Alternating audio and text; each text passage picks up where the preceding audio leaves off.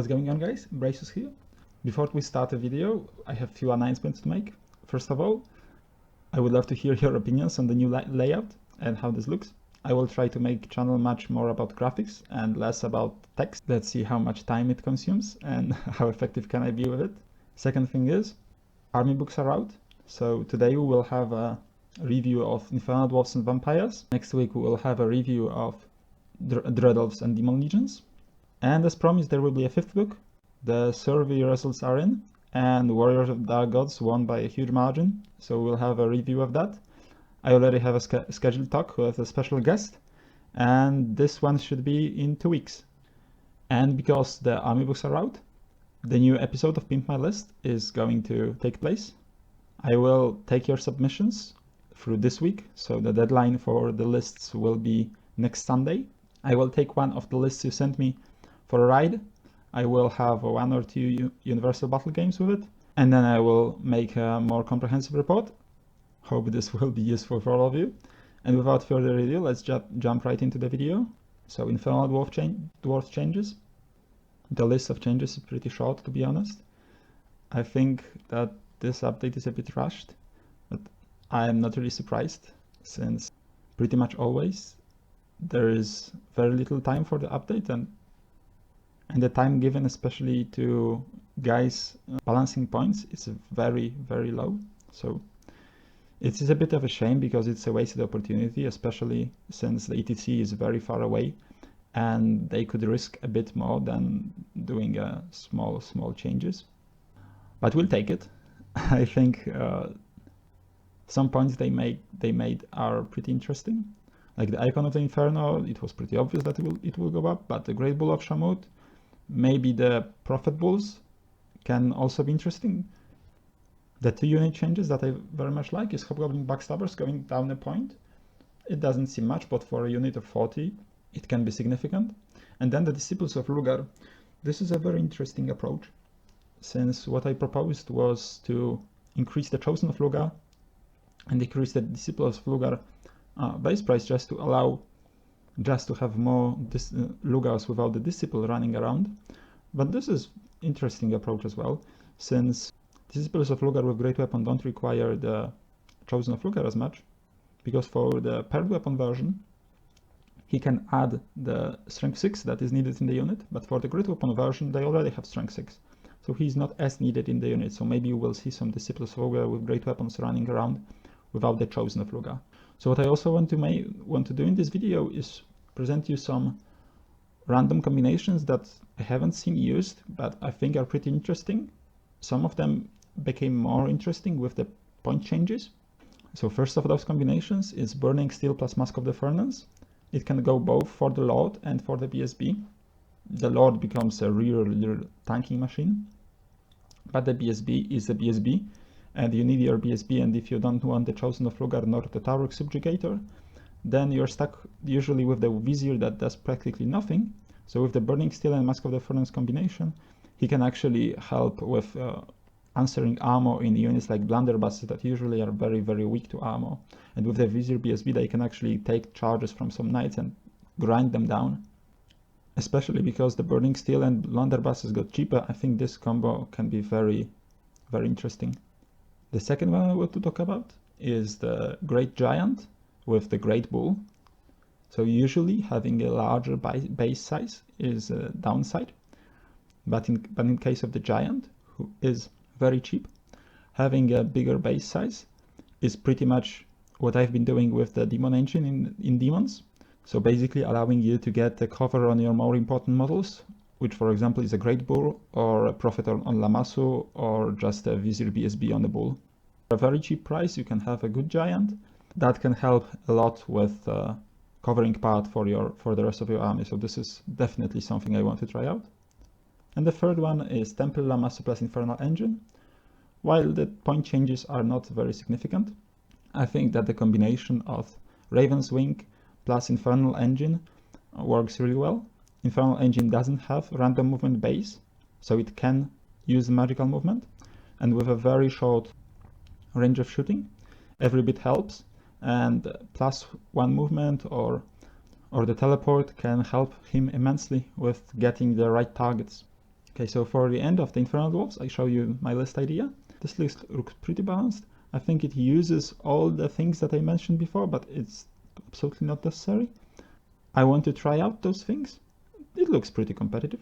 But for the details, you have to read into it. And if you have any questions about how the list can function, or if you want to try it out, feel free to do so. So now let's move to Vampire Covenants. They have a large amount of changes. Unfortunately, vast majority of them are nerfs. And I'm talking about the significant changes, like the non-significant ones. I cannot count them as a buff. For example, the Forbidden Path -5 points, this is not going to change anything. So again, a lot of missed opportunities, I think, but this is what we have to live with. The thing that bothers me the most is the Legend of the Black King change, because it basically denies the 4-up ward save to the Courtier level hero, so you have to be stuck with the regeneration if you want to have a 4-up ward, or you have to stick with Lamia. And I think this is not doing a favor to Monstrous Revenant, because you are not going to take a Monstrous Revenant with a 4-up regen, and you can't have reliably a 1-up reliable armor save. So I wouldn't say that the Revenant and Courier is going to see any play now. Court of the Damned changes hurt, but that was expected, I guess. But what was not really expected is the huge vampire spawn change, I think. Even though many people use them, this is huge. And the rights change, also very, very interesting why they are going so back and forth at this. Look at those changes, you might have a feeling that the vampires are considered the top army, and I don't know where does it come from. I think vampires are not a bad army, but they are not a top army, so there is that. And for the interesting things for vampires, I'll start with a change that actually doesn't come from the vampires itself, but comes from the magic. So you have a Mesmerizing Gaze vampiric power that gives you -1 toughness, -1 leadership bound spell.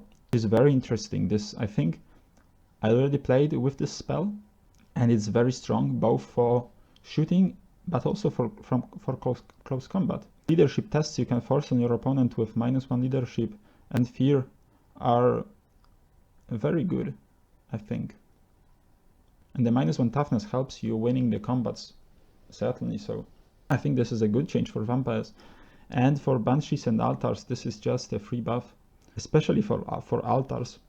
But banshees can work miracles here as well. I don't know if I would go for a full shooty list of free banshees to altars, but I would certainly consider taking one of those aspects. I think the spell itself is very good. The second thing that I want to show you is the 2 units that basically didn't have changes, but looking at the vampires changes, I think units that didn't have changes are actually better. So we are looking at Dark Coach plus Shrieking Horror. What you see often with Shrieking Horror is that you have lots of trouble with marching, especially if you have a 12-inch general bubble only. Then it's pretty hard to get an effective shriek off.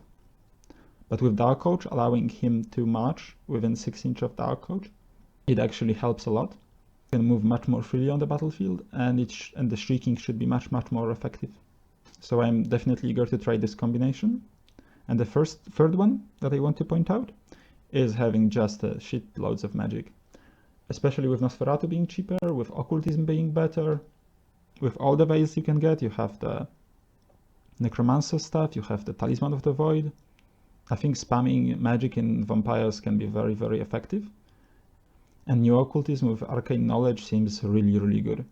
So that's the list that I basically built, which concentrates around the magic concept and lots and lots of healing.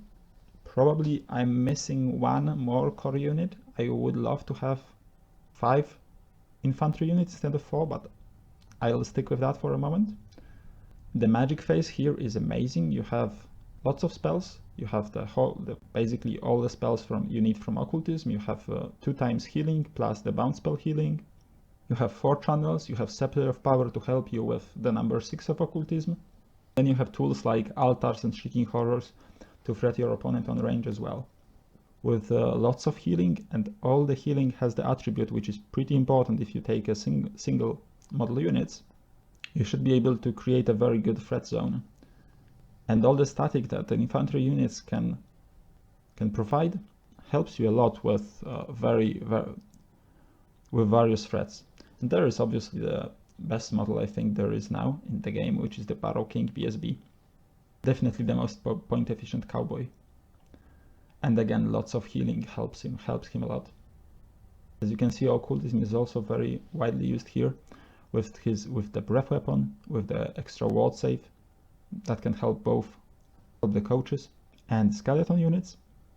I actually got a game with I think exactly this list, and basically at the end of turn 3 my infantry units were full, and the mobility of the list really surprised me. So that's definitely something that I encourage you to try.